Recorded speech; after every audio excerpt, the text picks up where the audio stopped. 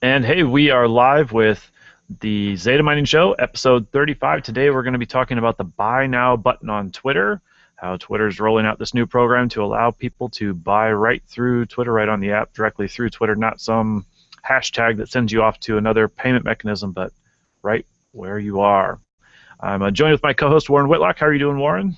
I'm doing okay, and full disclaimer, we're not going to tell you how to put a buy button on Twitter if that's what you want, or how to use it if you're trying to buy something. But we're going to discuss how that's changing things and what we know about and what we see coming, and all based on the announcement yesterday that there is going to be a buy button. That Twitter has been working with some payment processors, other people, emphasizing that they are not reinventing the wheel, but they're working with some existing things to make it so that you can push one button and buy something. And of course, being careful not to call it button buy, because that's trademarked by Amazon, one-click buying. Right. But essentially giving you the same kind of methodology. And I guess that's where we're going, right? Yeah, it seems to be Twitter had done a previous project with Amazon itself, so Amazon's actually a partner, so they're probably being very careful not to upset Amazon by, one-click checkout or something like that. But they are rolling this out very slowly. Not everybody can see these buy now buttons out there in the world. So if you've got a Twitter account, you log into Twitter, you may not necessarily see any of these yet. They're phasing them out to different people to be able to see and potentially purchase, as well as they're slowly phasing them out on who can sell stuff through Twitter also. So it's a... You said phasing out. We better correct that. They're rolling it out or phasing it in. Yeah. Yep. The misspeaking, I believe. The exact copy is a small percentage of U.S. users. So if you're outside the U.S., this isn't coming to you right away. If you're inside the U.S., you're probably like most of us and not part of that small percentage. Right, yeah, this is just inside the U.S., so super slow, small steps. They'll get us there eventually. But I think normally I'd tend to be the type of person that says, oh, great, another social media company or social company is, trying to sell stuff.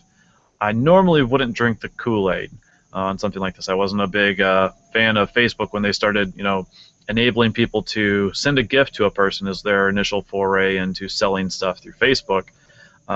It just didn't seem like a wise thing. But I think this might be different because I can envision this path where Twitter users in particular can use Twitter to discover new products. I don't envision a person, going to Twitter like they would do a Google search. I need to buy a new furnace, or I need to buy, an appliance or something like that. But I could see situational, real-time scenarios where they're learning about something while they're on Twitter, like they see what's trending topics. There could be trending products or trending services, or if you're at a concert and they one of the examples they kind of show are several different musicians. You could be at a concert and you might buy the T-shirt through Twitter as opposed to standing in line behind 100 or 200 people trying to crowd into a booth and then give your credit card to somebody that looks like a roadie and they swipe it through a cell phone processing credit card swiper, and who knows what's going to happen there. I would have a little more trust in simply buying the T-shirt through Twitter, not having to worry about carrying the thing around during a show when I'm there for an event. And same thing for buying music or at conferences or learning situations. I could see some real-time discovery opportunities here for Twitter. So I think this could be a good, useful thing. Right. I mean, we've seen people do things such as telling an audience to text or tweet or to do something and have an audience instantly respond to that. There's a limit to what you can do. Again, I love the concert scenario here, or anything in a stadium, sports, whatever. In a large group of people and telling them to buy something, the logistics of setting that up. The T-shirt business is extremely lucrative at concerts, but logistically, the pain is the fact that each transaction is separate. If instead you can say TV show, and you see a lot of the stuff Twitter's doing since they became a public corporation is getting along well with broadcasters. And so, yeah, it's who's going to win American Idol, and yeah, they get you to text your vote and maybe pay for the call. But at some point, we need to get to the end. If you'd like the shirt of the winner, because we already knew what it was, we're just live telling you. We've got shirts ready to go. They will be shipped tomorrow. Push the button, and you'll get one of them. The shipping on that is something that's already been paid for. You pay for shipping and handling, but those charges are just a way to separate out a charge and collect it. Real shipping, real shipping logistics has to be when they get the T-shirts at the concert. That's got to be costing that's a fair amount of what they're making, because the actual cloth in the T-shirt and printing the logo on it are one cost, but it's the labor and the moving them around. So if I have a fulfillment center and all I have to do is at the concert announce for somebody to buy while they're in the moment, they want the commemorative T-shirt or whatever, they push the button and it arrives at the house. And gosh, we've seen next day Zappos is taking orders at 11 o'clock at night and getting something the next morning on your doorstep. So with good logistics on the back end, you could be doing that where there's a lot of orders ready to go sitting at the plant in Memphis and thrown onto a FedEx ship to wherever, and or even distributed nearby because the concert's in a physical location. Yeah, yep. And so that everybody gets it in a day or two. Easier than carrying it home. Yeah, no, I think that could be very powerful. Or donations. We've seen a lot of benefit type events where people call to the audience to donate something. I could see opportunities there, but since this is Twitter and not Amazon doing this, Amazon, for example, is a competitor of other retailers. I could see Twitter potentially offering this as an option to Walmart, to Target, to Amazon, who they're already partnered with, to Best Buy. And if I walk into a Best Buy and I want something from the store, I could potentially scan a shot. Now, this isn't something that they've mentioned yet, but this is something where I could see it moving in this direction.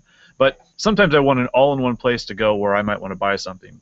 Last time I went to Best Buy, the associate was busy. I couldn't get any information. I knew what I wanted. I just needed to get somebody's attention, and it took an hour and a half. So if I could have just simply taken a picture of the barcode or the box, zipped it out to Twitter, and Twitter could provide that fulfillment, still selling me the thing from Best Buy, because they're not competing with Best Buy. They're just enabling Best Buy to sell to me through Twitter.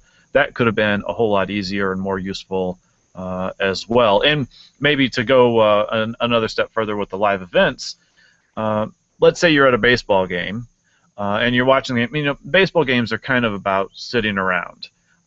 They can take hours sometimes, and you tend to eat, snack, munch on food, stuff like that.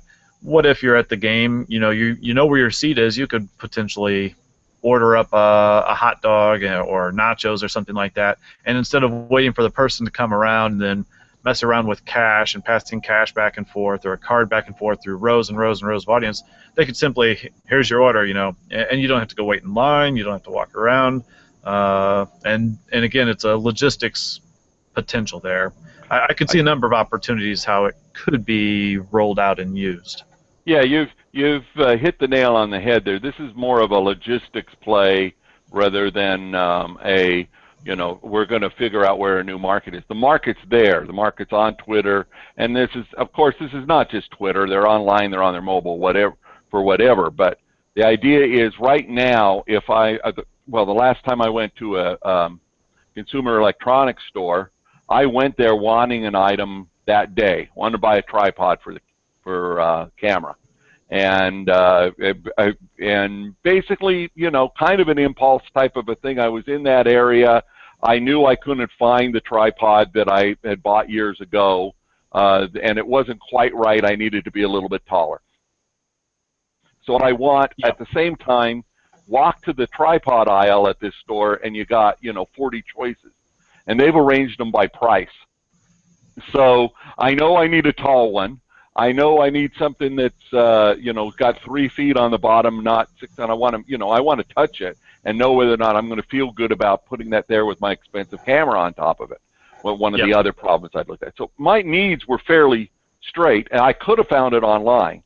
But I walked down this aisle up and down, and then I found just the right one, and sure enough, it was about $10 cheaper than I planned on paying.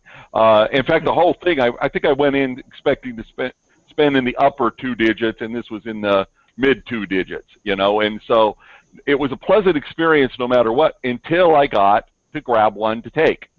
They didn't have it. And I just did a quick look, and it looked like there was, you know, my second and third choice didn't have stock. It just looked like they didn't have near as many in stock as what they were displaying on Yep. for the demo. Okay, so what do? I whip out my phone to buy it on Amazon and take some time. Had that store been like your Best Buy example, if that had been tied in to you can get this at the house, once I decided that I couldn't take it home with me, again, it's something I put off for months, getting this replacement. You know, that in that moment I wanted it right away, but as soon as I figured out I couldn't have it and I was getting a good deal, I was so sold that I had to take some action. And I started thinking about how many times have I been in those stores and not bought something, or think I'll get it the next time, or not gone into the store because I knew I didn't have enough time to park, go into the store, shop, buy something, stand in line to check out, and then have the guy check to see whether or not I was stealing anything in the bag, and you know, and that whole transaction I could have avoided on a different day. And I guess the reason I'm analyzing this one so much is that there's no reason that I didn't just go buy it on Amazon in the first place. No logical reason for that. You know, it was that thing of thinking I was going to spend a little bit more money than I ended up spending. But even the place, you know, the Amazon merchant that I bought it from charged me shipping. It was still, you know, far less than what I was planning to pay. In fact, I think there was enough of a discount on it that it covered the shipping on top of that. And I wouldn't have known that had I just gone onto Amazon. I wouldn't have been in that moment ready to buy. And I think that's what I'm getting at. You know, it's the logistics. It's not it's not increased sales. It's got that disruptive potential to speed things up. But I think since it's Twitter and not Amazon, Twitter is just known as a social network.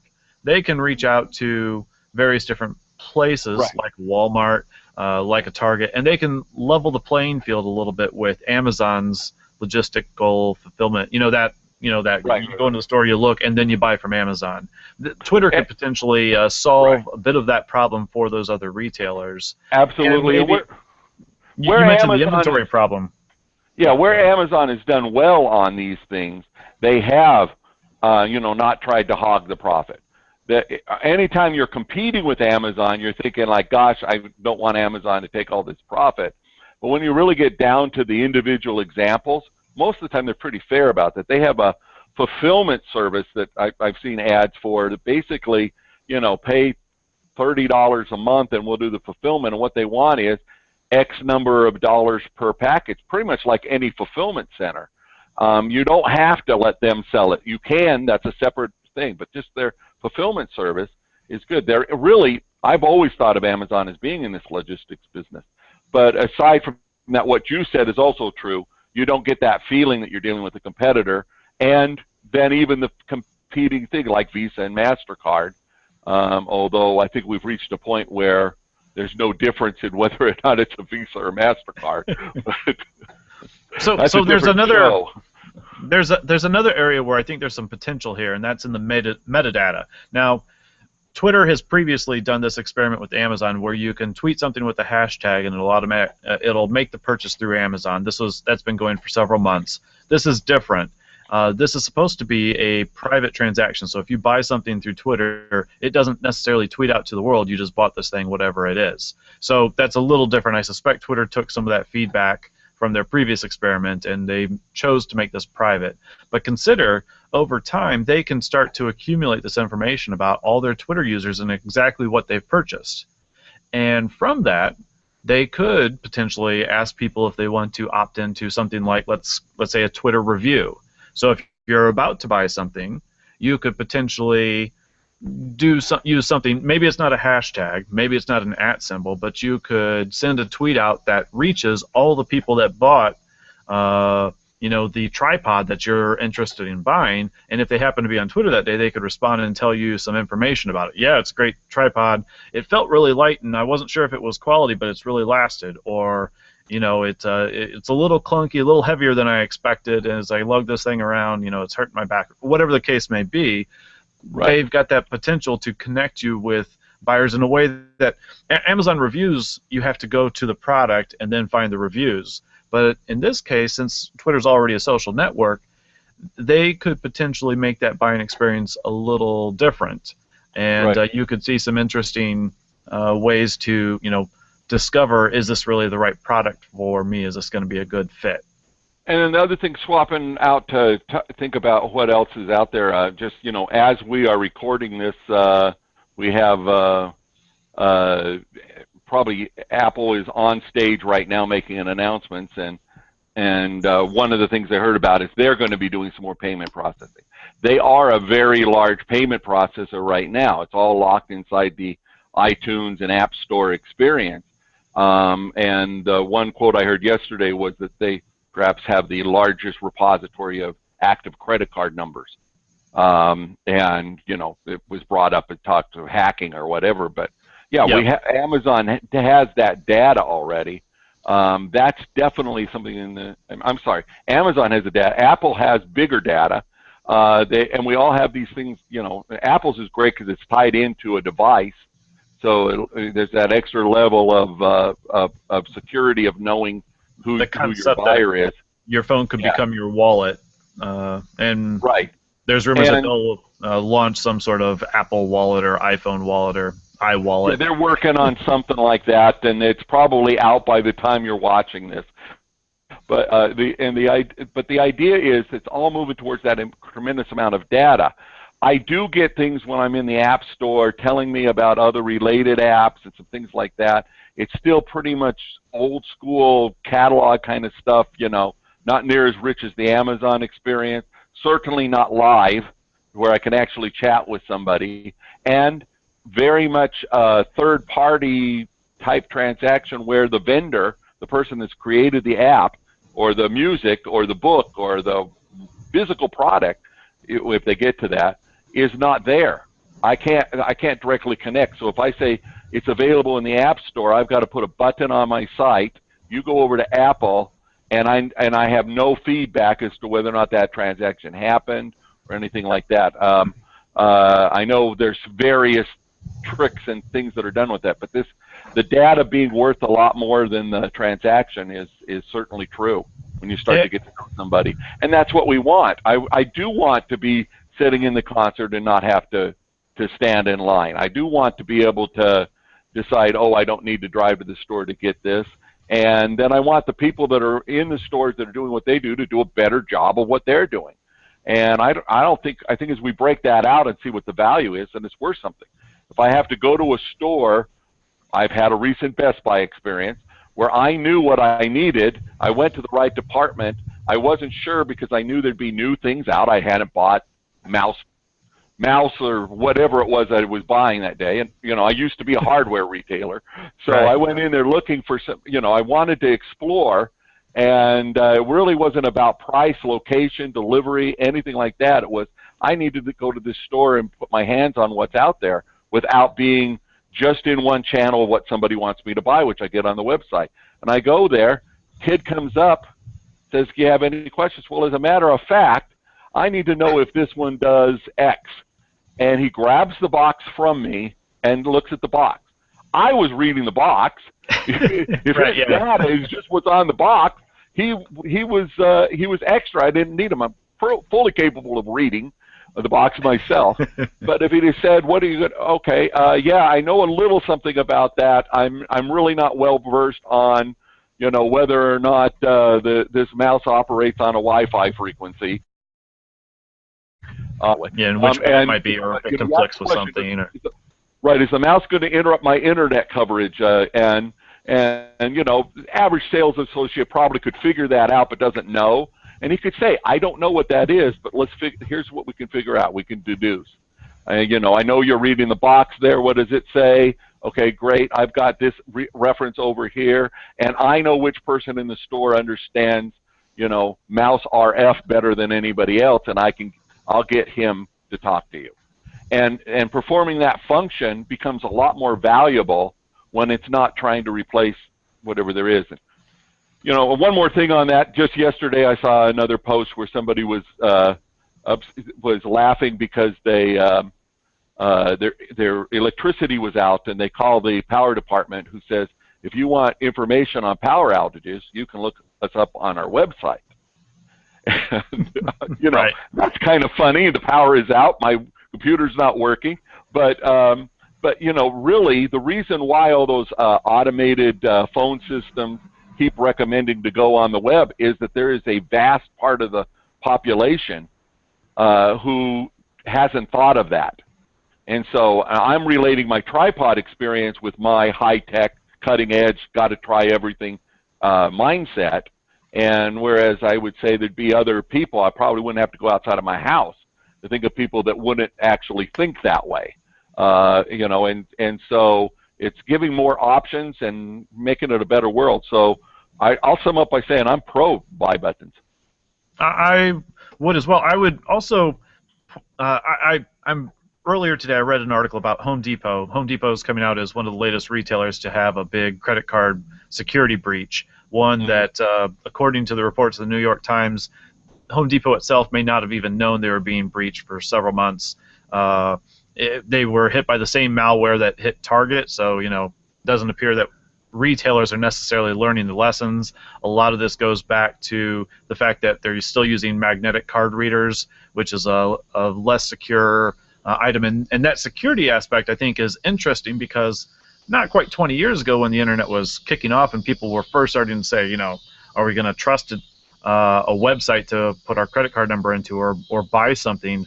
And today we're almost at the point where it's more secure to buy something online than it is to go to a retailer and swipe a magnetic card through a card reader that might be hooked up on a Wi-Fi unit in that particular retail store, with some guy sitting out in the parking lot, you know, absorbing all of the credit card information over that Wi-Fi that was correctly not secure enough, or whatever the case may be.